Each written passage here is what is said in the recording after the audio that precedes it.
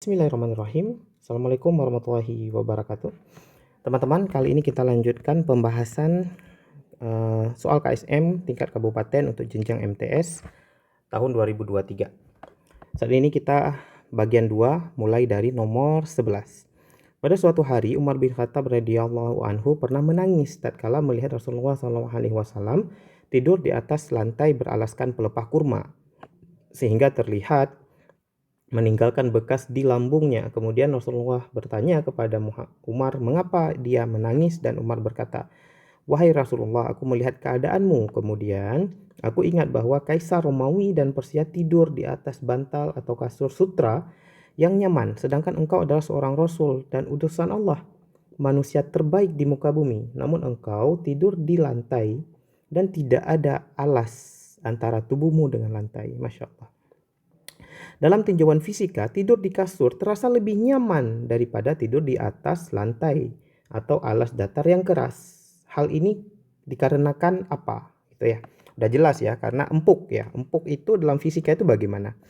Kita lihat yang A, ketika tidur di atas kasur, permukaan kasur mengikuti atau menyentuh seluruh lekukan sisi tubuh sehingga permukaan kontak antara kasur dan tubuh menjadi besar sehingga tekanan yang dirasakan tubuh menjadi kecil ya, masuk akal. Kita simpan dulu. Yang B, ketika tidur di atas kasur, permukaan kasur mengikuti atau menyentuh seluruh lekukan sisi tubuh sehingga permukaan kontak antara kasur dan tubuh menjadi kecil. Nah, ini kan terbalik ya. Akibatnya tekanan yang dirasakan tubuh menjadi kecil ya. Nah, jadi kita butuh, ingat ya, tekanan P itu kan F per A. Jadi untuk memperkecil P itu harus diperbesar A. Ya, jadi yang B ini salah ya. Ketika tidur di atas lantai datar dan keras, maka sebagian besar permukaan tubuh bersentuhan dengan lantai sehingga permukaan kontak antara tubuh dengan lantai menjadi besar. Tekanan yang dirasakan tubuh menjadi bersentuhan dengan lantai sangat besar ya. Jadi ini salah juga. Kalau P-nya besar, A-nya harusnya kecil ya. Yang D, ketika tidur di atas lantai datar keras, hanya sebagian kecil permukaan tubuh yang bersentuhan dengan sehingga permukaan kontak tubuh menjadi kecil. Akibatnya tekanan bagian tubuh bersentuhan dengan lantai menjadi mengecil ya, salah juga ya. Jadi jawaban yang paling tepat adalah yang A. Soal selanjutnya nomor 12, ini hitung-hitungan lagi ya. Allah menciptakan segala sesuatunya di alam dengan terukur dan seimbang. Oleh karena itu manusia hendaknya menjaga keseimbangan untuk kelangsungan hidup manusia itu sendiri. Nah, sebagai contoh kesetimbangan, jika sebuah sistem dipasang seperti pada gambar di atas, balok 6 kg diletakkan 1,5 meter dari titik tumpu. Kondisi katrol licin, tali dan katrol dianggap tak bermassa. Ya. Agar sistem berada dalam kesetimbangan, balok M harus bermassa titik-titik kilogram dan berada sejauh titik-titik meter dari titik tumpu. Ya, jadi yang pertama kita tinjau yang ini dulu ya. Yang kiri ini ada 2 kilo, yang kanan ada 6 kilo. Berarti kan ini 20 Newton, yang ini 60 Newton. Ya, dari mana? W sama dengan M kali G. Kita anggap gravitasinya berapa? 10 ya. Nah, jadi kalau kita lihat tongkat ya, simpelnya tongkat itu ada penumpunya. Nah, kesetimbangan itu harus terjadi kalau sebelah kiri, katakanlah kita belum tahu ya, W yang ditanyakan. Dengan sebelah kanan ini ada W 60 Newton, tapi 60 ini dikurangi dulu 20. Karena 60 ini kan ditahan oleh sebelah sini 20 ya. Nah, jadi di sebelah kanan ini sebenarnya ada 40 Newton. Ya. Nah, jadi balok 6 kilo terletak 1,5 meter dari titik tumpu katanya. Berarti ini kemari 1,5 meter. Nah, jadi kesetimbangan itu akan terjadi kalau gini, 40 dikali 1,5 setara dengan sebelah kanan. Sebelah kanan katakanlah X ya. Setara dengan W dikali dengan X. Nah, jadi akan seimbang dong. 40 kali 1,5 berapa? 1,5 berarti 60 ya. 60. Nah, sama dengan W kali X. Nah, yang ditanyakan dalam soal itu W-nya berapa, X-nya berapa. Jadi kita kaliin aja, W kali X harus menghasilkan 60. Tapi W ini ingat, M kali G gitu ya. G-nya udah pasti 10. Ya, M kali G kali X. Jadi kalau G-nya 10, berarti 60. Di sini 60 bagi 10 sama dengan M kali X ya. Jadi M dikali X harus bernilai 6. Ya, kaliin aja 2 kali 4. Nah, 2 kali 4 itu 8, salah. 3 kali 1, 3, salah. 4 kali 1, 4, salah. 3 kali 2, 6. Ya, 6, maka hasilnya yang D. Gitu ya, jadi keseimbangan akan diperoleh kalau M massa dikali dengan X itu bernilai 6. Karena harus menyeimbangi yang sebelah sini tadi. Oke, begitu ya. Ini soal kesetimbangan. Masih ingat ya, jadi kesetimbangan pada pengungkit ya. Nomor 13, ada grafik, kita lihat grafik ini antara F dalam Newton dan X dalam meter ya. Sebuah benda bermassa 20 kg diketahui masanya 20 kg diberi gaya yang arahnya sejajar sumbu X. Besarnya gaya F sebagai fungsi perubahan posisi dapat dilihat pada gambar di bawah. Artinya gambar grafik ini ya maksudnya ya. Jika semula benda diam, nah benda diam berarti V1-nya 0. Maka kecepatan benda di X sama dengan 7 adalah. Jadi yang ditanya V2-nya atau VT. Nah, yang kita gunakan adalah konsepnya usaha energi ya. Usaha itu W, energi yang kita gunakan karena dikaitkan ke kecepatan, kita gunakan energi kinetik. Ya, jadi usaha sama dengan konsepnya adalah perubahan energi kinetik. Usaha itu F kali S rumusnya. Perubahan energi kinetik bisa diganti menjadi setengah kali M V2 kuadrat dikurang V1 kuadrat ya. Nanti adik-adik kalau belum belajar dulu tentang usaha energi. Nah, jadi rumus energi kinetik setengah MV kuadrat, tapi karena delta maka ada V2 dan V1 di sini yang dikurangkan. Nah, F kali S jangan dimasukkan F-nya 8, S-nya 7, jangan ya, karena diketahui dalam bentuk grafik, maka F kali S adik-adik cari dari luas daerah di bawah grafik ya. Jadi usahanya jangan dipakai rumus F kali S, tapi cari luas daerah di bawah grafik ya, sama dengan rumusnya masih sama, setengah M V2 kuadrat kurang V1 kuadrat ya. Nah, begitu. Luas daerah di bawah grafik, coba lihat. Ini kan bentuknya trapesium, berarti luas trapesium. Jumlah luas trapesium apa rumusnya? Jumlah sisi sejajar. Luas trapesium itu jumlah sisi sejajar yang atas dengan yang bawah. Yang atas panjangnya 2/5 itu 3. Yang bawah panjangnya 0/7 itu 7. Jadi 3 tambah 7 dibagi 2. Ingat, luas trapesium itu jumlah sisi sejajar bagi 2 dikali tinggi. Tingginya ke atas.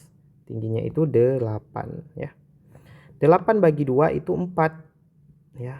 7 tambah 3 itu 10. 10 kali 4 nilainya 40. Ya, jadi luas daerah di bawah grafiknya kita isi 40.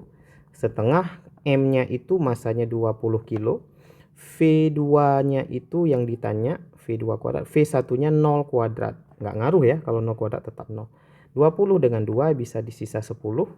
Ya, jadi 10 sama dengan 40 sama dengan 10 kaliin V2 kuadrat. Maka kita bisa tuliskan V2 kuadrat setara dengan 4 atau V2 akar 4. Nilainya adalah 2 meter per second. Maka diisi angka 2 di sini.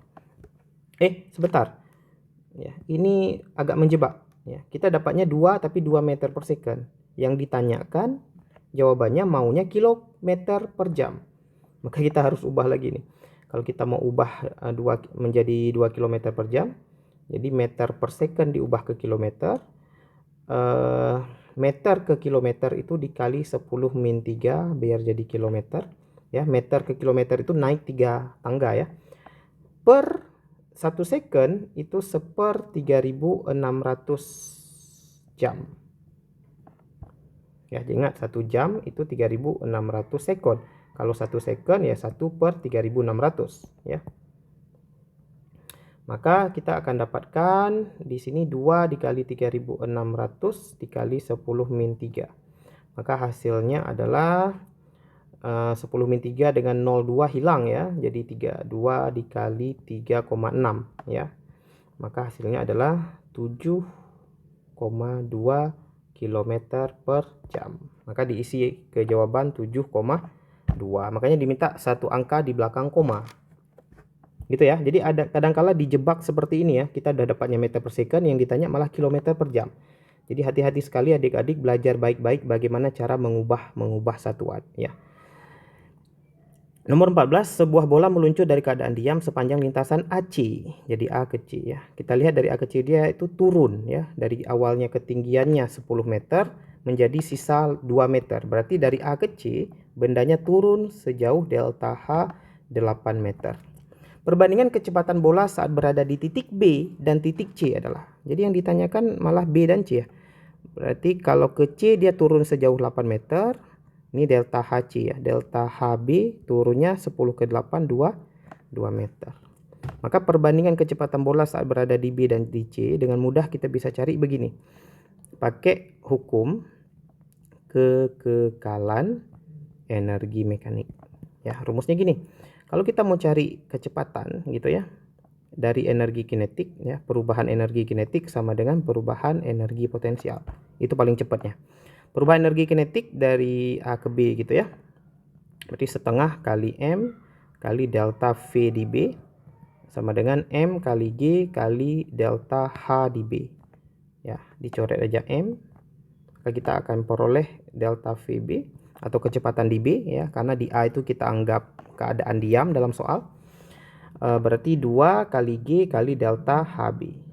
Ya, dengan cara yang sama kalian akan dapat delta VC ya, 2 kali G kali delta HC. Ya, oh sorry, ada ketinggalan. Ada kuadratnya ya. Rumus V itu ada kuadrat.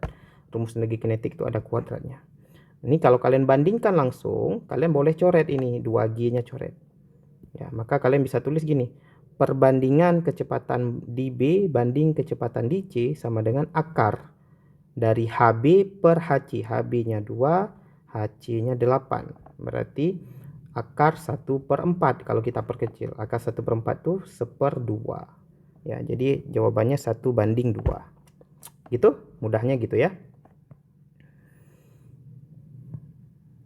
Kita lanjutkan soal nomor 15. Seorang siswa madrasah memiliki ampere meter dengan hambatan 18 ohm dan berdaya ukur maksimum 10 mA. Untuk meningkatkan daya ukur ampere meter tersebut sehingga mencapai 100 mA, maka siswa harus menambahkan sebuah hambatan sebesar. Jadi ini kita punya suatu ampere meter, tapi hambatan ampere meternya 18 ohm ya. Ini materi listrik ya. Ya, ini ada ampere meter, hambatan ampere meter 18 ohm. Nah, dia punya daya ukur 10 mA. Ya, artinya apa? Ampere meter ini mampu ya, ampere meter ini dia mampu menahan arus. Ya, arus yang mampu ditahan ampere meter adalah 10 mA. Nah, dia mau meningkatkan daya ukur sehingga mencapai 100 mA. Artinya apa? Dia mau dipaksa, ampere meter ini mau dipaksa masukkan arus sebesar 100 mA. Kalau dia langsung masuk kemari, ya hancur kan, ampere meternya hancur. Dia mampu menahan 10, tapi yang mau dimasukkan 100. Bayangkan pipa mampu menahan air 10 liter misalnya, dimasukkan 100 liter, ya pecah kan pipanya. Maka caranya gimana? Kita harus berikan cabang lewat bawah. Nah, cabang ini kalau di ampere meter mampu lewat 10, yang mau dimasukkan 100, maka cabang ini harus mampu menahan arus sebesar 90 kan. Nah, sisanya itu harus ke bawah. Nah, berarti kalau harus ke bawah begini, dipasangnya itu bercabang. Bercabang itu artinya paralel. Ya, jadi jawabannya yang paralel. Paralel itu antara B sama D. Tapi paralel hambatannya berapa? Berapa R yang harus kita pasang di sini? Nah, rumus R itu kan ingat V per I kan gitu. I-nya jelas 90 yang harus dia tahan. Ya, V-nya berapa? V yang harus dia tahan sama dengan V yang melewati ampere meter di atas karena paralel. Paralel itu konsepnya V-nya sama. Ya, jadi adik-adik belajar dulu sifat rangkaian seri dan sifat rangkaian paralel ya untuk bisa menyelesaikan soal ini. Jadi V-nya kita cari dari rumus atas, V Republik Indonesia rumusnya. Jadi V yang di atas itu R-nya 18, I-nya adalah 10 ya miliampere ya. Jadi hasilnya 180. Nah, masukkan 180 ke bawah. Jadi V yang di atas dengan V yang di bawah sama. 180 bagi 90 ya sisanya 2. Ya, jadi jawabannya yang C, yang betulnya. Kok C sih? Yang C yang 2 tapi yang paralel ya. Jadi yang D. Gitu. Medan magnet di titik P dipengaruhi oleh dua kawat berarus A dan B yang arahnya diperlihatkan pada gambar. Pernyataan untuk arah induksi magnet yang benar di titik P adalah. Nah, ini pakai belajar dulu adik-adik nanti kaidah tangan kanan ya, untuk menentukan arah dari medan magnet ya. Jadi gampangnya gini adik-adik. Adik-adik genggam aja, yang bayangkan A ini pulpen, B ini pulpen ya. Bayangkan A-nya di pulpen kalian genggam dengan tangan kanan ya. Pasti genggamannya begini. Gitu kan? Jempolnya di kiri, genggamannya kan gitu, jempol kiri, keempat jarinya di kanan. Nah, tempat jempol itu ya kita letakkan titik dot ya, titik. Sementara tempat genggaman 4 jari itu kita letakkan garis X gitu ya. Nah, dot itu artinya keluar, sementara X itu artinya masuk ya.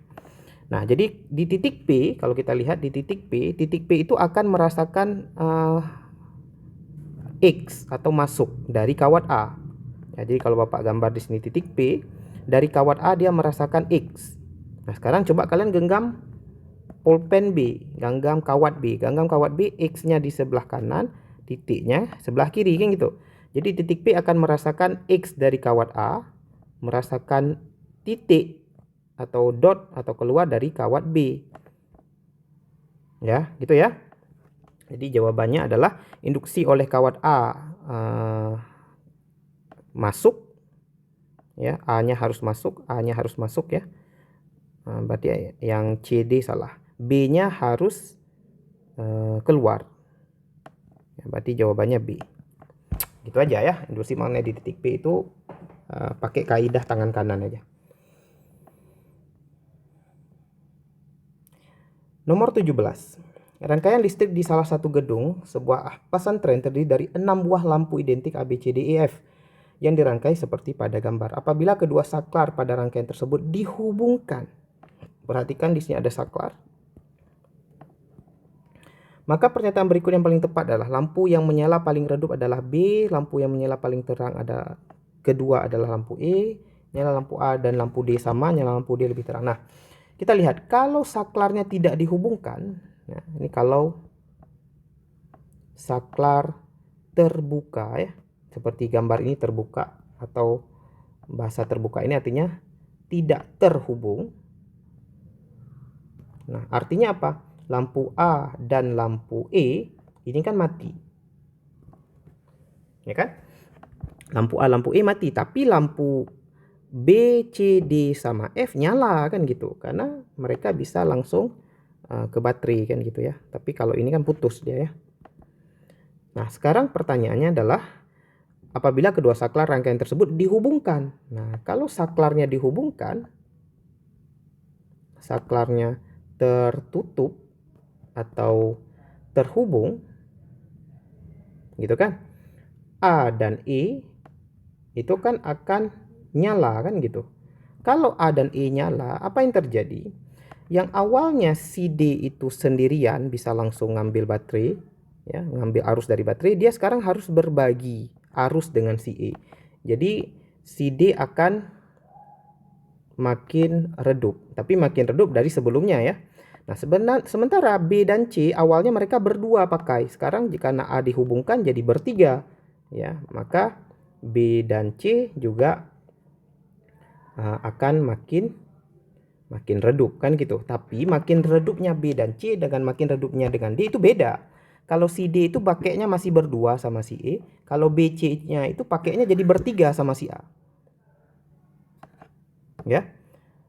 Jadi kalau gitu gimana? Yang paling redup itu siapa? Nah, kita lihat ya. Yang paling redup adalah lampu yang menyala paling redup adalah B. Ini salah karena si B itu redupnya sama dengan si C. Ya, B dan C itu sama nasib mereka. Jadi kalau dibilang paling redup si B ini salah. Karena seharusnya si C juga sama redup dengan si B. Yang B, lampu yang menyala paling terang kedua adalah lampu E. Ya, yang pertama menyala paling terang itu sebenarnya yang mana yang menyala paling terang? Yang menyala paling terang itu Kita nggak tahu ya, tapi yang menyala paling terang kedua katanya lampu E. Kita simpan dulu, belum tentu. Nyala lampu A dan lampu D sama. A dan D itu sama nggak nih? Nah, kalau A itu kan pembagiannya dari BC ya. Ini nggak sama ya. Ini si A harusnya yang paling terang. Ya. Kalau D itu samanya dengan E ya, jadi salah ya. Jadi kita lihat yang salah atau benarnya aja ya. Jadi A itu nggak sama dengan D karena D itu samanya dengan E. Nyala lampu D lebih terang dari lampu B. Nah, ini betul. Ya, karena lampu D itu dia berbaginya cuma sama si E. Kalau lampu B berbagi dengan si C, berbagi lagi dengan si A tuh. Jadi lampu D pasti lebih terang dari lampu B. Kalau yang C itu nyala lampu A dan lampu D sama, ini pasti salah. Kalau yang B kita harus buktikan satu-satu. Ya, jadi nggak perlu kita buktikan, kita udah dapat jawaban D. Kecuali yang D udah pasti salah, gitu kan. Nah, kita bisa ambil yang B. Itu ya. Jadi kalau kita tidak tahu, bukan tidak bisa ya. Waktu kita mungkin terbatas ya, kita tidak perlu membuktikan yang panjang-panjang, kita buktikan aja yang salah-salah. A udah pasti salah, C udah pasti salah, yang D udah pasti benar gitu. Maka yang B nggak perlu dibuktikan, yang B ini kita belum buktikan. Karena untuk membuktikan yang B ini panjang, kita harus lihat A itu bagaimana dayanya, B bagaimana, C bagaimana ya. Tapi karena kita udah dapat jawabannya D udah pasti benar, maka yang B tidak perlu dibuktikan ya, karena akan membuang-buang waktu. Begitu ya. Nomor 18 ya, ini soalnya adalah diketahui data perbandingan massa M dan jari-jari E dari suatu planet sebagai berikut. Ada Merkurius, Venus, Bumi, dan Mars. Ditanyakan jika sebuah benda bermassa 1 kg dijatuhkan dari ketinggian yang sama pada tiap planet sampai menyentuh permukaan planet, maka perubahan energi potensial yang paling kecil adalah. Nah, jadi ini cukup dari satu rumus, energi potensial gravitasi ya. Tapi jangan bentuk MGH ya. Boleh aja sih sebenarnya M kali G kali H. Nah, dalam soal M-nya bendanya 1 kg, H-nya juga sama ya. Ketinggian yang sama katanya.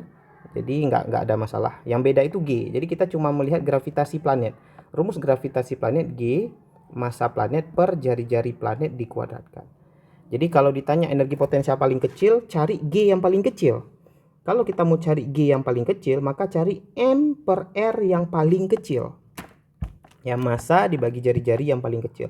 Kita lihat misalnya bumi. Bumi itu gampang aja, M per R-nya 1 per 1 kuadrat ya 1 gitu kan. Ada nggak yang lebih kecil dari bumi? Nah, bagiin tuh. 0,38 dibagi 0,05 dikuadratkan. Ya, itu hasilnya berapa? Nah, jadi paling gampang gini, kalau kita bagi ini kan habis waktu ya.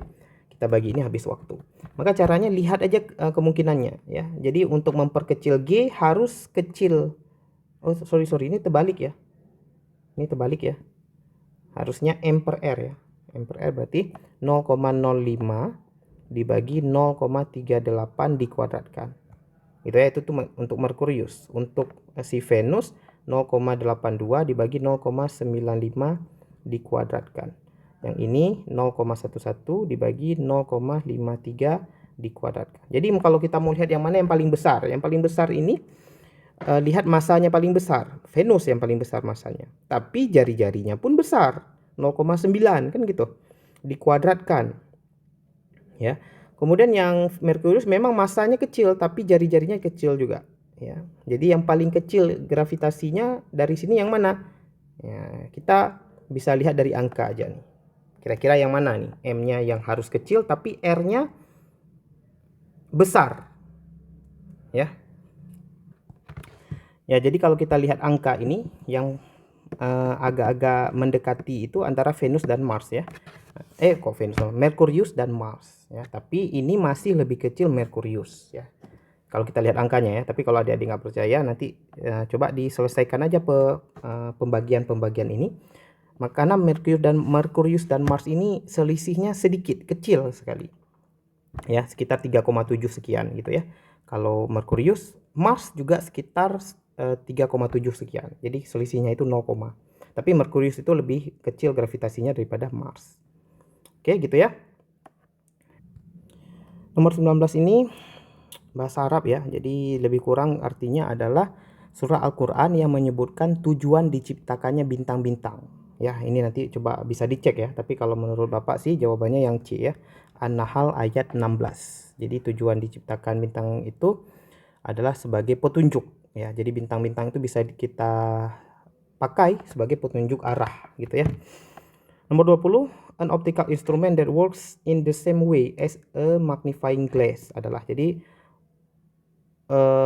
instrumen optik yang bekerja yang cara kerjanya sama dengan kaca pembesar. Yang mana? Apakah glasses artinya kacamata, atau mata, atau teleskop, atau mikroskop? Nah, ini udah jelas ya, kaca pembesar itu mikroskop ya.